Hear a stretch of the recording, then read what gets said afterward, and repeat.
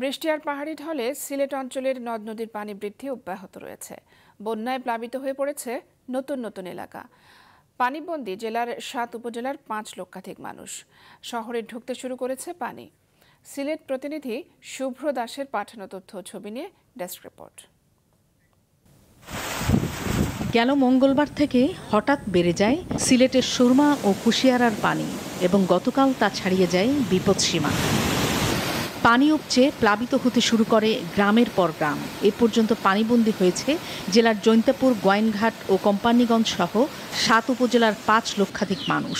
বন্যা তো এই রাত থেকে একবারে মানুষ অসহায়ের মাঝে পড়ে আছে। ওই তো আমরা রাত থেকে এখন আসছি এত বাড়ি করে মারা, ওই তো বাড়ি মারা, ফিশারি মারা, এটা সব কিছু মারা। আরও তো ক্ষতিগ্রস্তি অনেক হইয়া গেছে, বুঝছেন। এরপরে গৃহস্থির যা কিছু আছে সব লইয়া গেছে, বাসাইয়া লইয়া গেছে। নাকি পানির দ্বারা কাস্টমার আইতে পারেন না, কাস্টমার সুজা যায় কি অন্য জায়গায় পানি না, এর লাগে হতে থেকে লইয়া যায়। দোকান থেকে বহুত কষ্ট হয়ে যায়, আমরা ওই যে মালটাল এগুলা সরাইতে কষ্ট হয়ে যায়। হট করে চলে আসে বৃষ্টি, ২-৪ ঘন্টা হলেই এগুলো এই তালতলা পয়েন্ট, গুলশানের সামন এগুলা পানি ভর্তি হয়ে যায়। শহরেও ঢুকেছে পানি।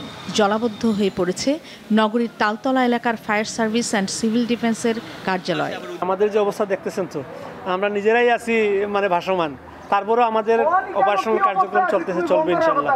একটু বৃষ্টি হলে এই পিছনে একটা ছড়া আছে, ছড়াটা ভরাট হয়ে যায়। নদী ভরাট হলেই আমাদের স্টেশনের ভিতরে পানি ঢুকে পড়ে এবং পানি তো অস্বাভাবিক পানি, আবর্জনাপূর্ণ পানি। পরিস্থিতি সামাল দিতে জৈন্তাপুর, গোয়াইনঘাট, কোম্পানিগঞ্জ ও কানাইঘাট উপজেলার বেশিরভাগ শিক্ষা প্রতিষ্ঠানকে আশ্রয়কেন্দ্র ঘোষণা করেছে জেলা প্রশাসন। সরকারি ও বেসরকারি উদ্যোগে বন্যার্তদের মাঝে চলছে ত্রাণ বিতরণ। কষ্ট তো বাড়িঘর বুড়াই, আমরা পানি এত সব কিছু ক্ষতি করিয়া লইয়া গেছে। তারপরে আমরা আটিয়ার তো পানির মাঝে গরদুয়ার ভাঙ্গিয়া যে বন্যা সব কিছু লইয়া গেছে। পানি গরদুয়ার রইতে পারি না, স্কুলও গিয়া হয়েছে, এবার একটু পানি কমছে, আবার বাইরে ধরাইয়া রান দিয়া ওলা বইয়া কষ্ট ভোগ করিয়া খাইয়ার। বৃষ্টি না হলে দ্রুতই নেমে যাবে পানি, বলেন পানি উন্নয়ন বোর্ডের কর্মকর্তারা। কানাইঘাট, জকিগঞ্জে এখনো সুরমার নদী হচ্ছে বিপদসীমা থেকে ১ মিটার উপরে, আর জকিগঞ্জের অমরফিদে কুশিয়ারা নদী বিপদসীমা থেকে ২ মিটার উপরে।